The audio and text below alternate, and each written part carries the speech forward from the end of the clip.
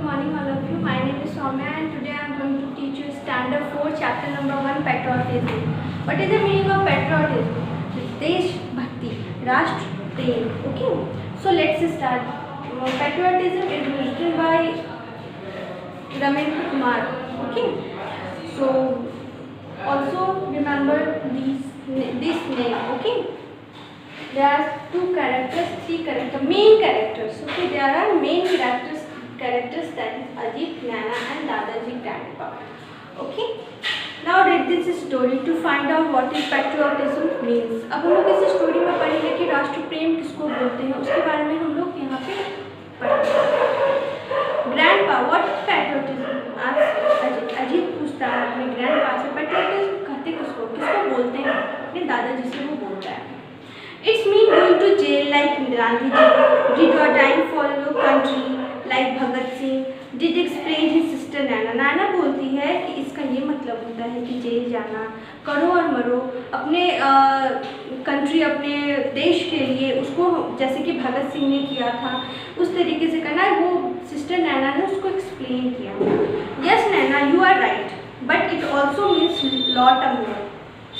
To be a patriot one need not die or go to jail.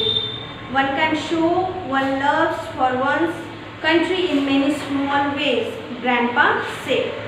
Grandpa बोलते हैं, उसके बोलने के बाद एक्सप्लेन करने के बाद ग्रैंडपा बोलते हैं कि ज़रूरी नहीं है कि तुमने जो बोला वो सही बोला, लेकिन ज़रूरी नहीं है कि जेल जाना, देश के लिए मरना और देश के लिए शहीद होना, ये सब चीज़ जो है पेट्रियोटिज़म शो करता है, लेकिन उसके बहुत सारे तरीके हैं देशभक्ति को दिखाने के. ओके, उनके दादाजी ने ये बताया.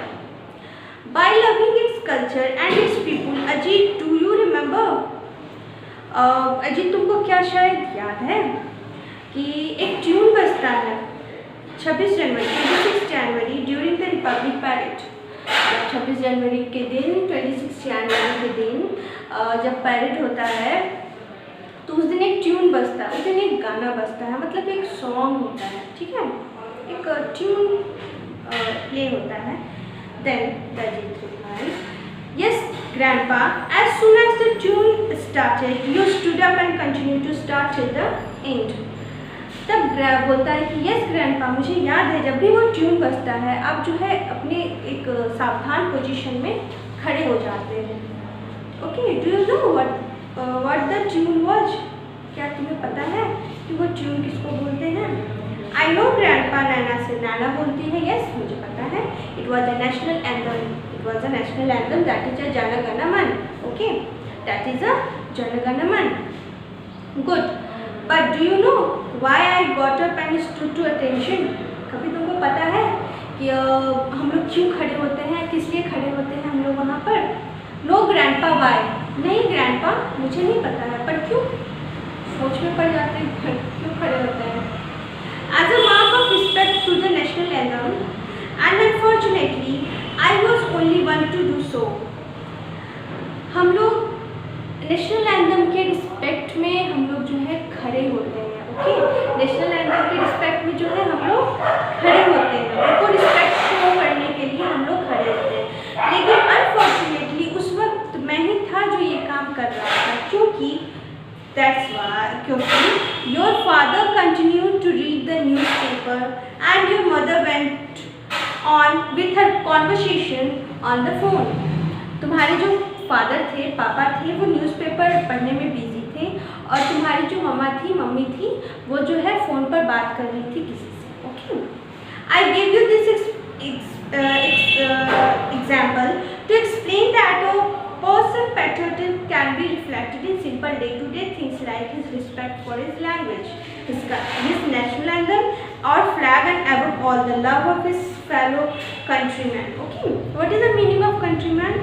People belonging to the same country, especially like it for a especially people belonging to the same country. अब मैं आपको यहाँ पे एग्जाम्पल बताती हूँ. पहले के ज़माना में आपके फादर होंगे, आपकी मम्मी होंगी, तो वो लोग कभी गए होंगे फिल्म देखने के लिए, तो पहले फिल्म ख़त्म होने पर ना नेशनल एंथम प्ले प्ले कर किया जाता था फिल्म ख़त्म होने के बाद, ओके, तो उस वक्त क्या होता था ना, लोग वहाँ से उठ के चले जाते थे, हुटिंग करते थे, हल्ला करते हुए, शोर गुल मचाते हुए वहाँ से चले जाते थे। तो गवर्नमेंट ने ये चीज़ बंद कर दिया है। अब क्या होता है ना, कभी भी फिल्म स्टार्ट होने से पहले जो है नेशनल एंथम को स्टार्ट किया जाता है कि हम लोग उसके रिस्पेक्ट में हम लोग वहाँ पे स्टैंड खड़े हुए, ठीक है।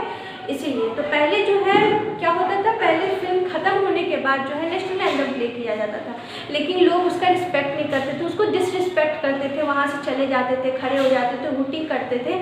तो वो चीज़ गलत है, इसलिए गवर्नमेंट ने उसको बंद कर दिया।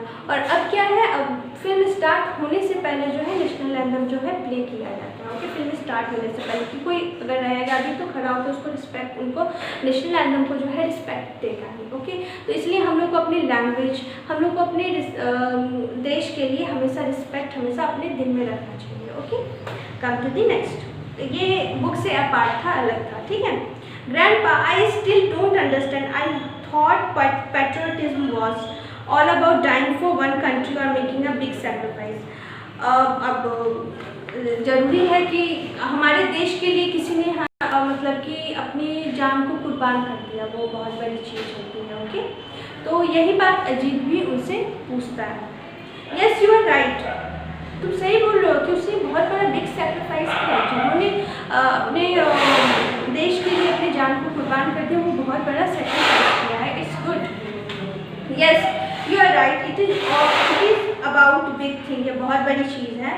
However, it is about a little thing too, and remember, it is not a battlefield along the produce patriots. You will find many martyrs in a battlefield of life too. Okay, let me tell you a story that will help you to understand better.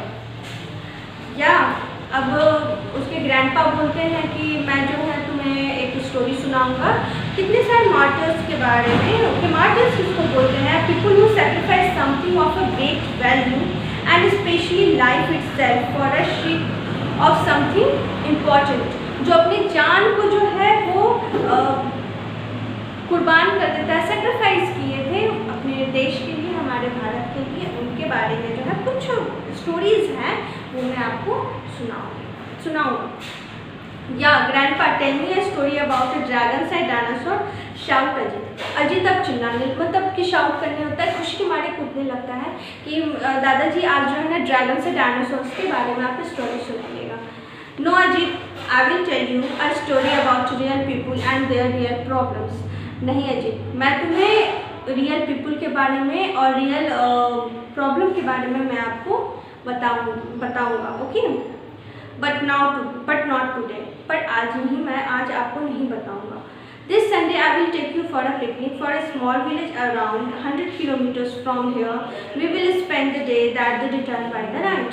Okay, यहाँ आज मैं Sunday को जो है तुम्हें picnic के लिए मैं ले जाऊँगा। एक स्मॉल विलेज है 100 किलोमीटर्स की दूरी पे, वहाँ पे मैं ले जाऊँगा और रात को भी रिटर्न हो जाऊँगा। Okay, we will spend the day, वहाँ पे हम लोग दिन को स्पेंड करेंगे और रात को वहाँ से वापस आ जाएंगे। On Sunday grandpa, Naina and Ajit start very early for a picnic. अब संडे का दिन आ जाता है, ग्रैंडपा, नैना और अजीत जो है स्टार्ट हो जाते हैं जाने के लिए। They took the first train to the village called Himapet, ठीक है। वो वहाँ से पहली ट्रेन लेते हैं हिमापेट के लिए। हिमापेट स्मॉल टाउन है, वहाँ पे जाने के लिए। 2.5 hours later they found themselves a tiny dusty railway station. तभी क्या होता है, वो जो है हाफ एन आवर के बाद वो जो है अपने आप को टाइनी डस्टी रेलवे स्टेशन तक पहुंच जाते हैं। सो आज के लिए इतना ही है। मैं नेक्स्ट वीडियो में आपको जो है ये अपलोड करके आपको बता दूँगी। नेक्स्ट वीडियो में आगे की स्टोरी मैं आपको बता दूँगी। ओके, तब तक यहाँ तक आप रिवाइज कर लीजिएगा, मतलब देख लीजिएगा यहाँ, ओके, यहाँ तक, ओके, सेम। सो आप लोग यहाँ तक पढ़ लीजिएगा खुद से और ट्राई करिएगा समझने का। Okay, thank you, bye bye.